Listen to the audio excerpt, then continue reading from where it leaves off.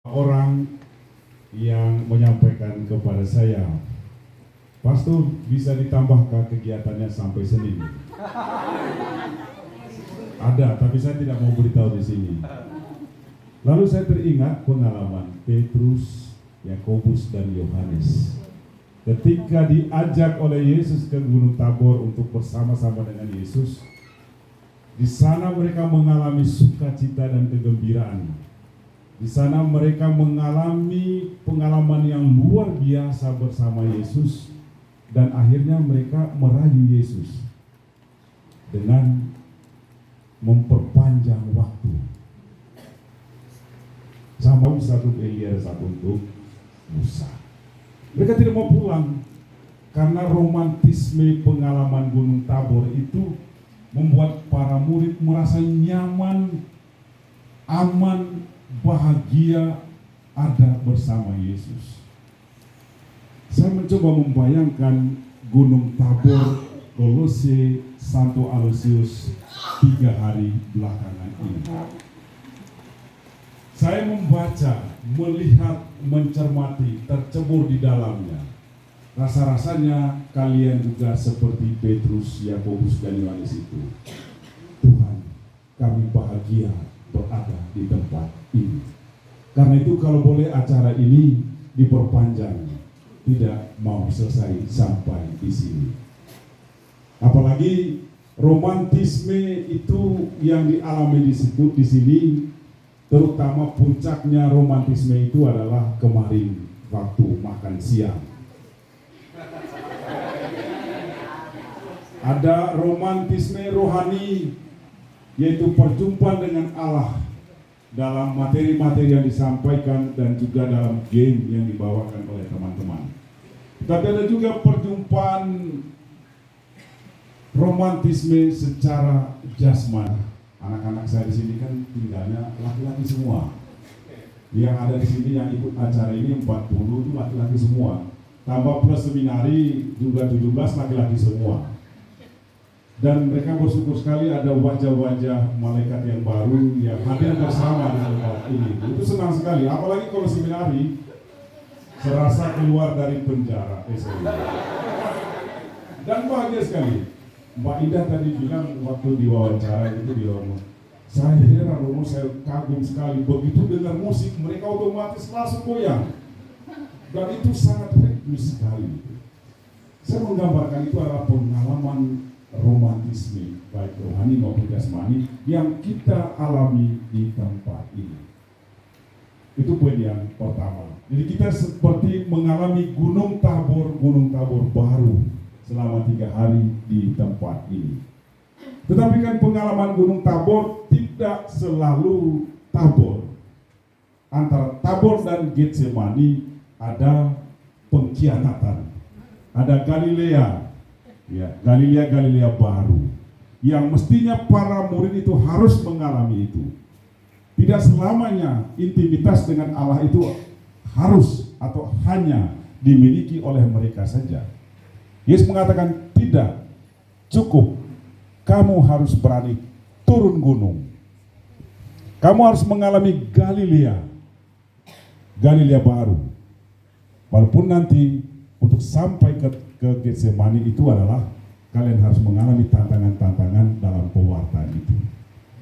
Cukup pengalaman intimitas dengan Allah cukup dulu. Kamu harus diutus untuk mengalami Getsemani sampai di Getsemani, tapi harus melewati Galilea, yaitu perjumpaan baru dengan orang lain. Saya mendengar dengan baik, walaupun saya duduk di sana, materi-materi yang diberikan oleh kakak-kakak kita itu benar-benar mau menantang kita ya, untuk menjadi murid-murid yang diperbaharui untuk apa? Diperbaharui untuk menjadi garam dan terang bagi sesama. Sayang sekali kalau kegembiraan romantisme perjumpaan dengan Allah itu hanya berhenti di sini, tetapi tidak dialami oleh semakin banyak orang. Karena itu Yesus mengatakan, tidak, kamu harus pergi, cukup dulu, pembekalan cukup dulu. Saatnya kamu diutus bersaksi dan berbuah. Ini moralitas dari kegiatan ini. Ya, supaya Indah, Carlo sama Kak Cai tidak percuma datang jauh-jauh dari Jakarta, dari Semarang selama 3 hari ada di tempat ini. Harapan mereka yang satu, pasca pengalaman Tabor di Kolose, di Catholic Center ini, Anda harus berbuah. Terus terang di sini ada beberapa kelompok, ada SMAK, tidak kelompok sumber asal manusia ini. Ada SMAK, ada OMK Katedral dan YGB, ada seminaris dan ada SMA 4. Ya, SMK atau SMA 4? SMK 4 ya. Jadi itu kelompok kegiatan ini ada dari sumber-sumber itu. Ya, pertanyaan sederhananya adalah ya, atau yang mesti kita lakukan adalah kembali ke tempat itu dan berbuah di sana. Kembali ke seminari dan berbuah di sana. Gimana caranya, Pastor? Ya, bisa juga menjadi garam dan terang bagi para staf di sana. Supaya ajak mereka sekali-sekali jangan di seminari terus lah, ya nggak baik. Ya, sekali-sekali bawa ke CC, ini juga milikmu. Gitu. Siapa tahu di CC ini ada oase yang menggembirakan lagi. Lalu kembali ke katedral dan berbuah di sana. Maka pasca ini PDKK katedral bisa harus tumbuh. Gitu. Angkat tangan dulu yang katedral. Coba, saya mau cek. Mumpung ada pastornya di sini kan gampang marahnya kan gitu. Katedral 1, 2, 3, 4, 5, 6, 7, 8, 9, 10. Oh banyak, 12. Coba, pasca ini bentuk PDKK di katedral. Buat kegiatan. Ini kita punya pemusik sudah banyak. Ya. Singer sudah banyak.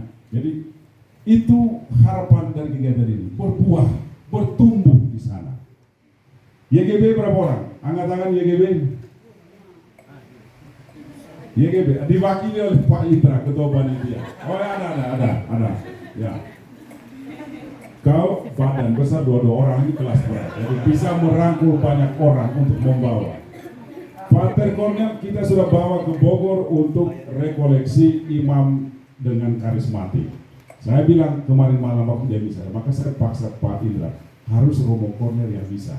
Supaya habis dari sini dia harus buka PDKK di YGB. Kalau tidak ganti rugi semua biaya-biaya yang ditanggung oleh PDKK. Dan rupanya habis itu dia telepon di situ, seksi kepemudaan di paroki YGB dan dia marah sekali. Kau harus bawa besok ke sini anak-anak OMK YGB. Tapi sudah diwakili oleh 2 orang ini. Ada Pak Bibit juga dari YGB. Ya. Itu harapannya sederhana, supaya pengalaman Gunung Tabor tidak hanya sampai di sini. Ya. Berbuahlah di tempat kita masing-masing. Saya juga berharap dari SMK 4 nanti itu juga, ayo berapapun yang Katolik di sana berkumpul di sana, undang pastor, undang suster, buat doa di sana, nggak apa-apa, biar sedikit nggak apa-apa. Ya. Itulah cikal bakal ya iman yang bertumbuh itu. Sehingga saya mengambil tema renungan ini adalah diutus, bersaksi dan berbuah. Ya, ini masih ada korelasinya dengan renungan Pater Cor di misa pembukaan itu. Ketika dia menyinggung soal panggilan Yeremia untuk menjadi saksi Kristus bagi gereja dan dunia. Teman-teman kaum muda yang terkasih dalam Kristus, saya menyinggung sedikit apa yang menjadi bacaan pada hari ini. Pengadilan terakhir itu hanya diajukan 5 pertanyaan. Artinya apa? Kalau 5 pertanyaan itu kita lakukan selama kita masih hidup, maka konsekuensi logisnya apa? Kita masuk surga, menjadi domba.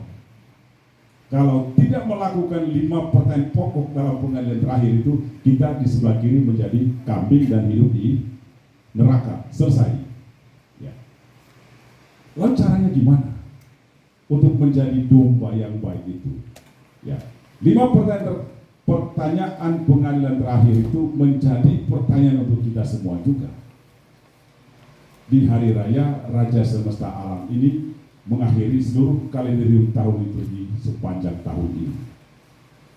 Apakah kamu sanggup menjadi sahabat saya? Apakah kamu berani untuk menjadi teman seperjalanan saya, teman seperjalanan Yesus? Apakah kamu sanggup menjadi sahabat Yesus? Kalau kamu sanggup, maka kamu layak dan pantas untuk mengambil bagian dalam kerajaan saya. Kalau tidak, di neraka. Itu saja, ada hanya dua ekstrim itu saja. Tapi saya percaya kita yang sudah mengalami pembekalan selama 3 hari ini, kita adalah orang-orang yang menikmati di sisi kanan itu. Apalagi tadi malam sudah dicurahi Roh Kudus semua, saya yakin sekali kita adalah orang-orang yang mengalami pengalaman intimitas dengan Allah itu akan menikmati surga abadi itu kelak. Tapi hanya satu jalan, kamu harus menjadi saksi Kristus yang baik dan yang benar. Saudara-saudari yang saya kasih dalam Kristus, maka dengan demikian di akhir kegiatan kita pada siang hari ini melalui Ekaristi Kudus ini, saya mengajak kita semua dengan 2 ajakan. 1, jadi orang Katolik itu susah gampang. Susahnya adalah kita tidak cukup punya keberanian untuk menampilkan kekatolikan itu di muka umum. Berapa persen di antara orang Katolik kalau dia ada di tempat umum berani menampilkan simbol kekatolikan itu? Kecil sekali.